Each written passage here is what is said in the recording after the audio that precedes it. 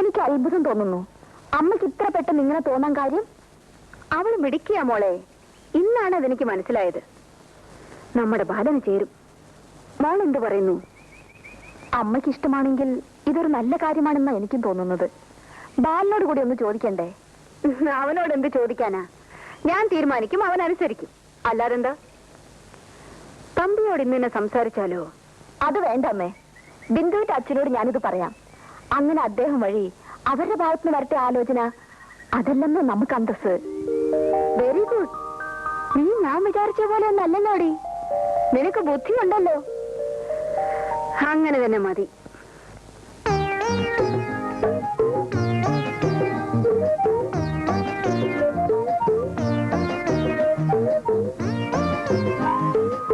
Good evening sir. എന്നെ കണ്ടാ sir mood out ആവുമെന്ന് എനിക്കറിയാം. എങ്കിലും വരാതെ നിവൃത്തിയില്ല. ഞാനിന്നൊന്നും കഴിച്ചിട്ടില്ല. എനിക്കൊരു ഗ്ലാസ് കഞ്ഞിവെള്ളം തരുമോ സർ? അതിന് ഇത് ഹോട്ടലൊന്നും അല്ല. ഹോട്ടൽ അല്ലെങ്കിൽ ഒരു വീട്ടിലല്ലേ സർ? അല്ല, വീടല്ലേ സർ? ഇവിടെ ആരുമില്ല, എല്ലാരും വെക്കേഷന് പോയിരിക്കുക. ഞാൻ ആഹാരം കഴിക്കുന്ന പോലെ ഹോട്ടലിൽ നിന്നാ. അയ്യോ സാർ, സാറ് ഹോട്ടലിൽ നിന്നാണ് ആഹാരം കഴിക്കുന്നത്? നല്ല വയറല്ലേ സാർ? എന്തിനാ അത് കേടാക്കി കളയുന്നത്? സാറിന് നല്ല ഒന്നാന്തരം ചാപ്പാട് ഞാൻ ഉണ്ടാക്കി തരാം. ഈ സുഗുണേന്ദ്രൻ ഉണ്ടാക്കി തരാം. വേണ്ട വേണ്ട, ഇവിടെ പാചകക്കാരൊക്കെ ഉണ്ട്. വെക്കേഷൻ പാർട്ടി തിരിച്ചു വരുമ്പോ അവരൊക്കെ വന്നോളൂ. അവര് വന്നോട്ടെ സാർ. അതുവരെ ഞാൻ പാചകം ചെയ്യാം. അതുകൊണ്ടുള്ള ഗുണങ്ങൾ പലതാണ്. ഒന്ന്, സാറിന് നല്ല ആഹാരം കഴിക്കാം. രണ്ട്, അത്രയും ദിവസമെങ്കിലും എനിക്ക് പട്ടിണിയില്ലാതെ കഴിയാം. മൂന്ന്, സാറിന് ഇഷ്ടപ്പെട്ട എന്തെങ്കിലും തന്നാൽ അതെനിക്ക് വീട്ടിലോട്ട് അയക്കാം. തൊഴിലില്ലാത്ത ഒരു അഭ്യസ്ത വിദ്യന്റെ ദയനീയമായ അപേക്ഷയാണ് സാർ. സാർ എന്നെ കൈവടിയരുത്. അതിരിക്കട്ടെ, തനിക്ക് പാചകം ചെയ്യാൻ അറിയോ? എന്നോട് ഈ ചോദ്യം ചോദിച്ചാൽ തീരെ ശരിയായില്ല. സാർ എന്നെ ഒന്ന് പരീക്ഷിച്ച് നോക്കണം. ഞാൻ നല്ല ഒന്നാന്തരം പാചകക്കാരനാണ് സാർ. അവാർഡ് പാചകക്കാരൻ. പിന്നെ റെക്കമെൻഡ് ചെയ്യാൻ ആളില്ലാത്തതുകൊണ്ട് എനിക്ക് അത് ഇതുവരെ കിട്ടിയില്ല. ശരി, തന്നെ ഒന്ന് പരീക്ഷിച്ച് നോക്കിയിട്ട് ബാക്കി കാര്യം. വാ, മതി മതി, തൊഴിൽ മതി, വാ.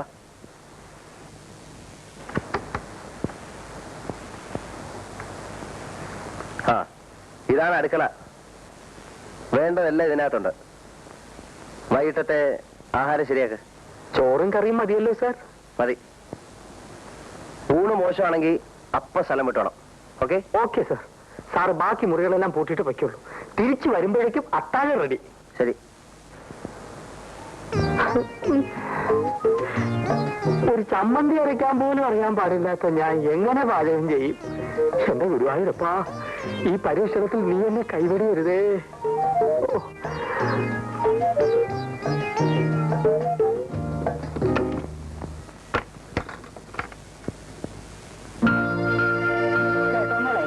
നിന്റെ അച്ഛന്റെ കൈയും പിടിച്ച് ഞാൻ പാലക്കയെ കൂടെ വരികയായിരുന്നു. നടക്കി വന്നപ്പോ നിന്റെ അച്ഛനെ കാല് തെറ്റി പൊത്തോന്നൊരു വീഴ്ച.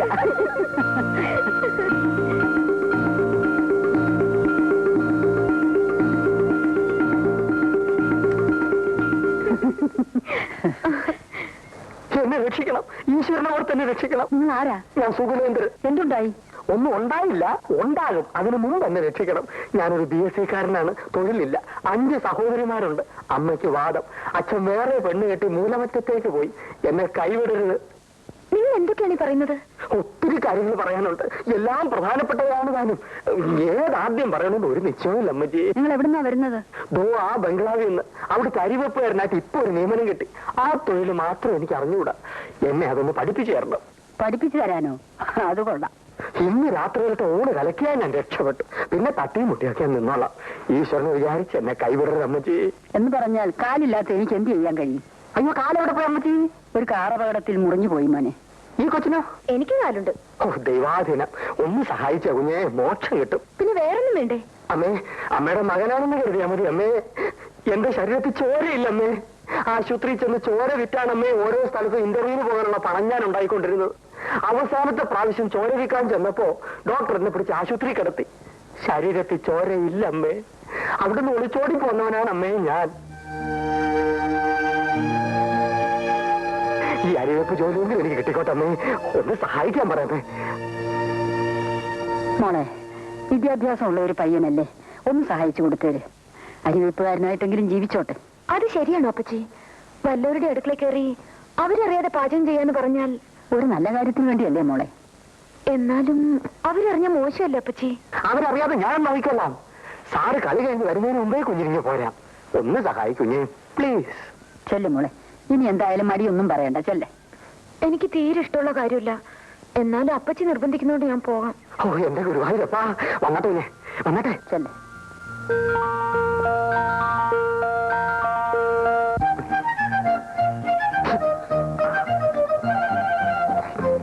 കുഞ്ഞെ, അവിയൽ നീ കായ എങ്ങനെ എരിയും? തൊലി കളഞ്ഞ് ഇത്രേശം നീളത്തിൽ കഷ്ണിച്ചെടുക്കൂ. അരി എന്തോ നോക്കൂ.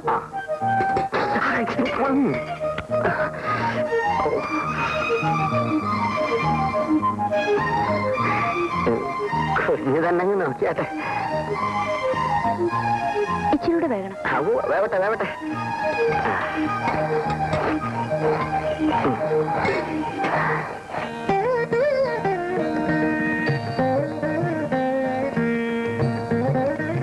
സുഗുണേന്ദ്ര, താൻ ആള് കൊള്ളാലോടോ.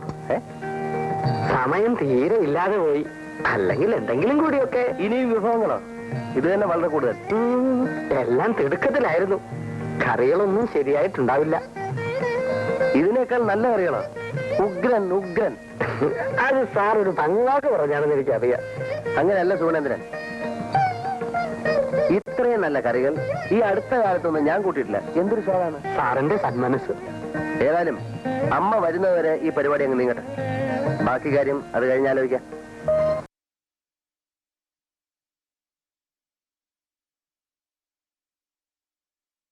ആളൊരു പാവാണെന്ന് തോന്നുന്നു. അവനെ കണ്ടിട്ട് ബോംബെയിലുള്ള എന്റെ മോൻ ശ്രീധരനെ പോലിരിക്കുന്നു. ശരിയാ അപ്പച്ചി, അയാൾക്ക് ശ്രീയേട്ടന്റെ മുഖച്ചായുണ്ട്. എങ്ങനെയെങ്കിലും രക്ഷപ്പെടട്ടെ. ഒന്ന് ജീവിച്ചു പോകണമെങ്കിൽ എന്തെല്ലാം വേഷം കെട്ടണം. മോള് കിടക്കുന്നില്ലേ? നേരം ഒത്തിരിയായി.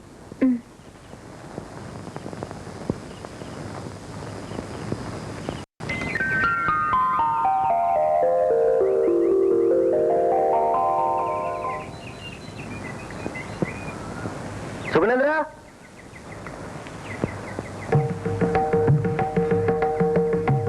സാർ, ഇന്ന് ഉച്ചയ്ക്ക് എങ്ങനെ? മട്ടനും ഫിഷും രാവിലെ തന്നെ വാങ്ങി വെച്ചിട്ടുണ്ട്. എങ്കിൽ ഫിഷ് മോളിയും മട്ടൺ ചോപ്സ് ആയിക്കോട്ടെ. ഏറ്റ് സാർ. അങ്ങനെ അങ്ങോട്ട് തകർക്കണോ? തകർക്ക്.